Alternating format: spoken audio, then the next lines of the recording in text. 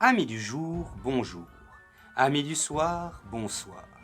La Suisse compte de formidables légendes, et cela même au-delà de ses frontières romandes. Le monstre du Surnen saura vous en convaincre. Un jour, du côté de l'alpage de Blackenhalp, près du col de Surnen, un voyageur qui se rendait de l'abbaye d'Engelberg au canton d'Uri rencontra un vieux berger. Ce dernier gardait des chèvres à proximité d'un torrent que traversait le sentier. S'arrêtant pour boire et bavarder un peu, le voyageur demanda le nom de ce torrent. Le vieux berger, d'un air mystérieux, lui répondit qu'il s'agissait du Stirrenbach, le torrent du taureau. Intrigué, le voyageur fit remarquer qu'il y avait sans doute une bonne raison à ce nom. Le vieux berger acquiesça et lui dit alors qu'il avait raconté si souvent cette histoire qu'il pouvait, sans se tromper, la répéter encore une fois. Bien des siècles auparavant, on trouvait sur l'alpage de beaux pâturages. Ces plaines verdoyantes et généreuses provoquaient des querelles sans fin entre les gens d'Uri et ceux de l'abbaye d'Engelberg. Chacun souhaitait posséder ces terres perchées pour y nourrir ses animaux. Parmi les pâtres qui chaque été y menaient leur bétail, il y avait un jeune orphelin que les pères de l'abbaye avaient pris sous leur aile. Un jour, ce jeune pâtre croisa des bergers étrangers qui gardaient un magnifique troupeau de moutons. Les bêtes étaient d'une blancheur éclatante. À l'arrière, fermant la marche, un tout petit agneau gambadait joyeusement en compagnie de sa mère. Le jeune pâtre, émerveillé, s'approcha de l'agneau, le prit tendrement dans ses bras et se mit à le caresser. Sous le charme, comme envoûté, le jeune pâtre demanda au berger étranger de pouvoir garder le petit animal avec lui. Il parlementa si bien qu'ils finirent par accepter à la condition qu'il en prenne soin comme de son propre enfant.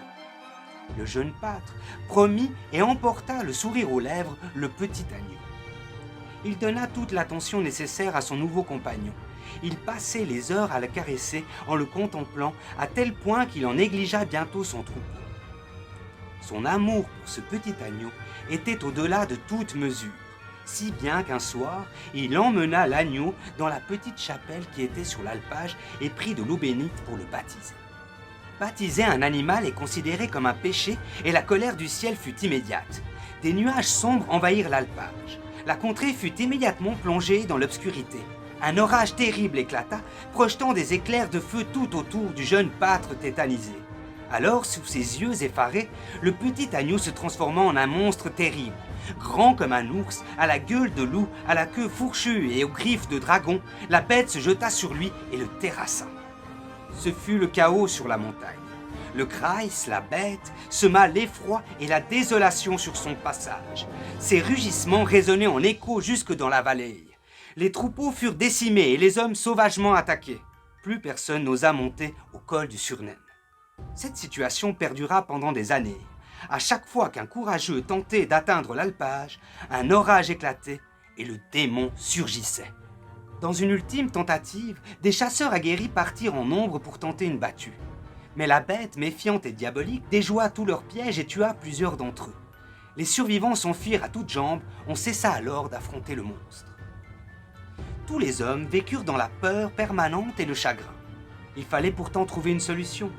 La situation était ruineuse pour la vallée, les visiteurs, touristes et commerçants renonçaient à s'y aventurer. Et pourtant, les habitants avaient besoin des pâturages pour leurs troupeaux. Un soir, lors d'un conseil du syndic à la salle du village d'Attinghausen, un étranger apparut. Il s'était glissé parmi l'assemblée. L'ambiance était lourde et les silences pesants. D'abord, personne ne le remarqua. Puis des têtes se tournèrent, et l'on vit alors ce petit homme élégamment habillé s'avancer pour parler. « Messieurs, bonsoir. Permettez que je prenne la parole.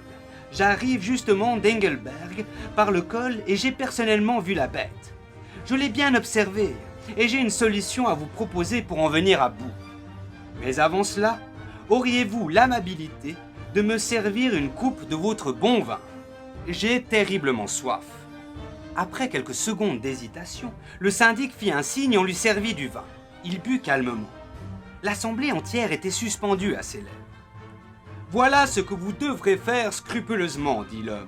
Choisissez un jeune veau dans vos troupeaux, le plus beau et le plus costaud que vous trouviez. Ensuite, vous l'isolerez et le protégerez de tout contact avec d'autres animaux. Pendant 7 années, vous le nourrirez exclusivement de bon lait. La première année par une vache, la deuxième par 2 vaches, la troisième par 3 et ainsi de suite. Au printemps de sa 8e année, une nuit de pleine lune, vous passerez un anneau rouge au nez du taureau. Puis, vous choisirez dans la vallée une jeune fille innocente, celle qui aura les plus beaux cheveux blonds. Vous l'habillerez de blanc et ornerez ses cheveux tressés de rubans. Aidée d'un garçon du même âge, noirot aux yeux bleus, cette jeune fille conduira le taureau attaché à ses longues tresses jusqu'à la montagne. Arrivés à l'alpage, ils devront y laisser le taureau et partir sans se retourner.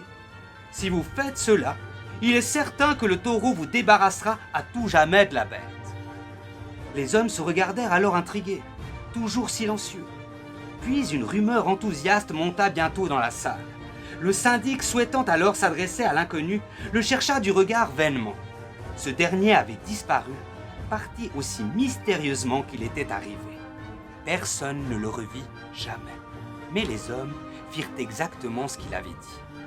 Au bout de 7 années, le jeune veau qu'ils avaient choisi était devenu un grand et puissant taureau. Le soir de la première pleine lune, on passa dans les naseaux de l'animal un anneau rouge et on le sortit de son écurie. Tous les gens du village étaient réunis pour assister au cortège. Chacun avait revêtu ses plus beaux habits. La tension et l'émotion étaient palpables. À la sortie du village, la jeune fille accompagnée du garçon, de quelques hommes et du taureau prirent le chemin de la montagne. De loin, on les regarda monter aussi longtemps que possible. Après l'agitation, un silence pesant enveloppa la petite foule des habitants réunis. Plus haut, la peur au ventre, le petit cortège n'entendait que le bruit des pas et des sabots du taureau marchant sur les cailloux. Parvenus à proximité de l'alpage de Blackenalp, les hommes laissèrent la jeune fille et le garçon conduire seuls le taureau jusqu'au cœur de la montagne. Au village, la tête basse, chacun regagna son foyer et on attendit. D'abord, il ne se passa rien. Mais en fin de nuit, poussés par un vent violent, des nuages sombres couvrirent toute la vallée, quand soudain on entendit 3 mugissements terribles résonner. Et aussitôt après, un nouvel orage accompagné de violents éclairs éclata au-dessus du col de Surnaine. La tempête souffla pendant 1 jour et 1 nuit, puis tout redevint calme. Les hommes attendirent encore un moment, et se décidèrent enfin à monter pour aller voir. Avec la plus grande prudence, ils atteignirent le col puis l'alpage de Blackenhall. Là, un spectacle extraordinaire les attendait. Dans une mare de sang mêlé de terre, la monstrueuse bête gisait là, morte, le corps transpercé des coups de corne que lui avait assénés le valeureux taureau. Ce dernier agonisait non loin, la tête posée dans l'eau du torrent, victime des griffes de son ennemi, assoiffé et épuisé par cette lutte acharnée.